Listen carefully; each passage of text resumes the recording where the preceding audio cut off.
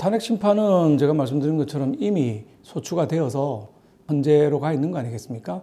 그러면 지금으로서 제일 좋은 상황은 뭐냐? 헌재가 이 헌법에서 180일 동안 심리하게 돼 있으니까 헌재가 심리하도록 놔두고 현직 대통령을 체포한다든지 여러 가지 이 정치적인 이벤트를 통해서 자꾸 시끄럽게 만드는 거, 이게 저는 최악이라고 생각합니다. 헌재에 갔으면 헌재에서 조용히 이 엄정한 법리, 그다음에 엄정한 팩트 체크, 이거로 심리를 하는 것이 가장 안정적이고, 그러면 180일 이후에 결정이 날 것이기 때문에 경제인들도 또는 외국에서 보는 사람들도 이거는 조용하게 헌재에서 심리가 되고 180일 지나면 한국은 다시 안정이 되겠구나, 이렇게 봐주는 게 중요한 것인데, 지금은 전혀 그렇지 못하고 양측이 모두 지금 이제 시위를 하는데 그 원인을 제공을 공수처가 하고 있지 않습니까? 현직 대통령을 체포하겠다고. 근데 공수처는 잘 아시는 것처럼 이 내란죄에 대한 관할권이 없거든요. 사법 관할권이 없는 사람이 이걸 추진을 하고 뭐 영장을 청구해서 받고 집행을 하라고 하고 이러고 있는 겁니다. 저희 의원들이 44명이나 가서 한남동에서 시위를 막고 했던 것도 이게 불법이라는 거죠. 권한 없는 자가 행위를 하는 거에 대해서 이건 있을 수가 없다. 그래서 법을 지키자, 이런 차원에서 나간 것입니다. 지금 가장 좋기로는 헌재가 진행하도록 하고 나머지 시민들이든 시민단체든 좌파 언론이든 전부 조용하고 한국이 정상적으로 돌아가는 모습을 보여주는 것이 대한민국의 가장 큰 이익이 될 거라고 봅니다. 광장의 정치는 반드시 나쁘다고 이렇게 볼 수는 없는 것이죠. 지금 국회라고 하는 곳이 정상적으로 논의와 토의, 협의를 통해서 진행되는 곳이 아닙니다. 아시는 것처럼 29건의 탄핵, 36건의 특검법, 이런 것들이 전부 일방통행식으로 진행이 되고 있는 것이 국회가 이미 그 기능을 상실한 지 오래입니다. 게다가 광장에 나가는 게 무슨 이런 거에 항의하기 위한 거라면 정치력이 없다고 볼 수 있겠지만, 그걸 떠나서 불법을 자행하고 있는 것은 막아야 되겠다 하는 것이니까 우리 국회의원들도 우리 정당도 대한민국에서 불법이 자행되는 걸 그냥 앉아서 보고 있을 수만은 없는 것입니다.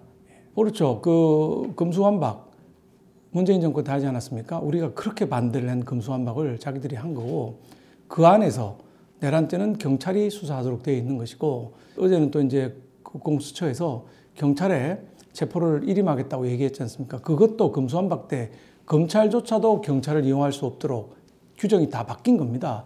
근데 아무런 권한도 없는 공수처가 그런 규정이 하나도 없는데도 권한을 일방적으로 일임하겠다고 했고, 그걸 들은 경찰은 검토를 해보니까 우리가 이걸 일방적으로 받아서 할 수 있는 법적 근거가 하나도 없다 해서 사실상 거부를 한 것이죠. 이런 것들이 법을 집행하는 법 집행기관들이 또는 사법기관들이 법령에 대한 고민과 검토 없이 함부로 움직이고 있는 것, 그게 바로 불법이죠. 문제가 심각하다고 생각합니다. 우리가 지연을 하는 게 아니고 지연은 자기들이 많이 하는 거죠. 이재명 1심 재판 2년 2개월이 걸렸습니다. 원래 6개월 만에 끝내야 되는 공직선거법 재판이 2년 2개월이 걸린 겁니다. 지연 작전을 자기들이 쓰니까 우리도 쓰는 거 아니냐 이렇게 생각을 합니다만은, 우리는 지연 작전이 아니고 정상적인 수순으로 해달라는 것이죠. 예를 들면은 탄핵 소추는 헌법재판소법에 보면 형사소송법 절차를 준용하도록 되어 있습니다. 형사소송법 절차를 준용하면 각종 증거에 대한 판단이라든지 또 기일을 잡는 거, 준비 기일 잡는 거라든지 심판 기일을 잡는 거라든지 이런 것들을 정말 법대로 해야 됩니다. 지난주에 또 이제 헌재에서 일주일에 2번씩 심판 기일을 잡겠다고 일방적으로 통보를 했는데, 이것도 형사소송법 시행규칙에 명확히 나와 있는데 상대방과 협의하도록 되어 있습니다. 전혀 협의 없이 결정했죠. 이런 것들이 법을 집행하는 기관들이 법을 전혀 준수하지 않는다는 문제, 이런 것이 있어서 거기에 대해서 우리가 이의를 제기하는 것이지, 이걸 끈다고 끌 수가 없습니다.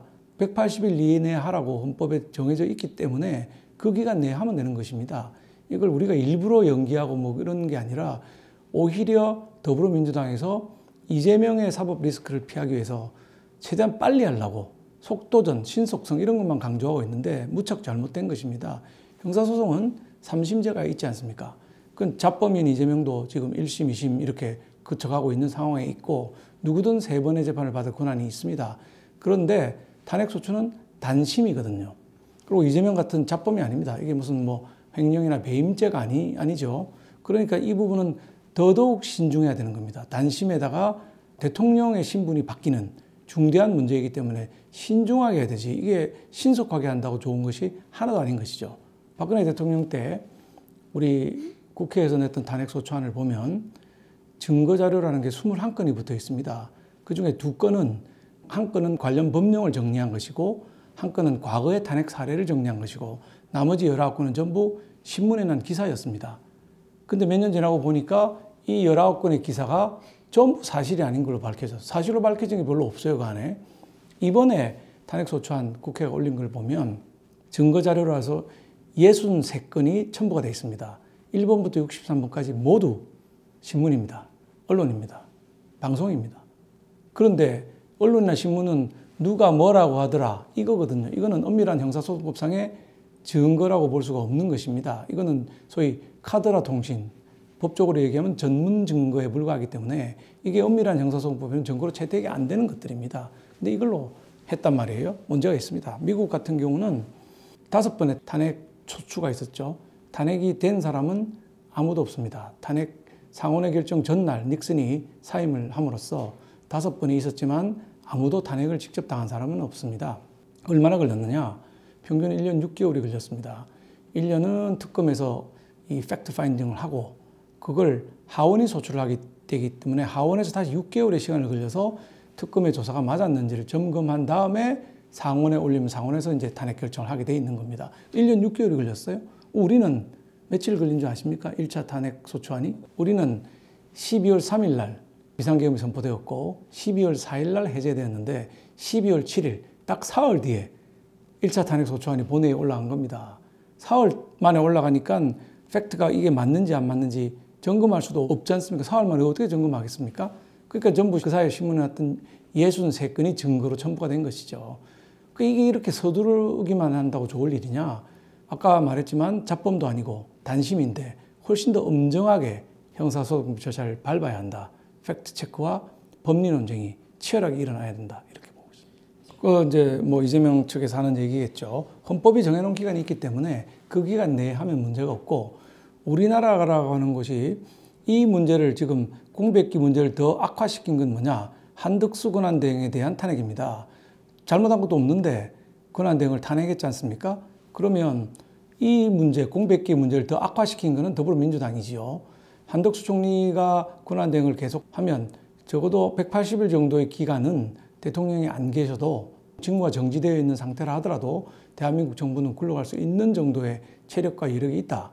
그리고 경제적으로도 기업들이 이미 탄탄한 경제체제를 갖추고 있기 때문에 그 정도는 견딜 수 있다. 이렇게 보는 것인데 연달아 지금 한덕수 총리를 탄핵을 했고 지금 최상목 권한대행도 탄핵하겠다고 이런 지금 상황으로 가고 있는데 사태를 악화시키고 있는 것이죠.